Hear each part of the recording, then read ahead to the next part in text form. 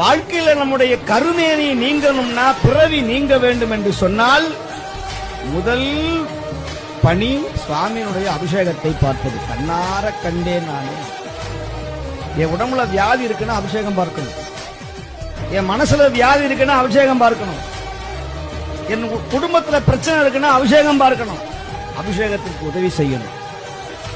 அவன் அபிஷேகத்தை செய்ய செய்ய செய்ய செய்ய உங்க வாழ்க்கை உயர்ந்து கொண்டே போகும். இது சத்தியமான உண்மை. இதைத்தான் சித்தர்களும் ஞானிகளும் சொல்லுகிறார்கள். சித்தர்களே பெருமானை அபிஷேகம் செய்கிறார்கள், சித்தர்களே பெருமானை அபிஷேகம் செய்கிறார்கள், அகத்தியர் முதல் கொண்டு. ஹர ஹர சங்கரனே, அருணாச்சல சிவனே, அனல் பொங்கும் முகம் கொண்ட அண்ணாமலையானே. ஹர ஹர சங்கரனே, அருணாச்சல சிவனே, அருள் பொங்கும் தலம் நின்ற அண்ணாமலையானே. ஆதிலிங்கமும் சிவமயமே, அர்த்தநாரியும் சிவமயமே, சோதிலிங்கமும் சிவமயமே, சுடரும் தீயும் சிவமயமே, எங்கும் சிவமயமெதிலும் சிவமயமெல்லாம் சிவமயமே.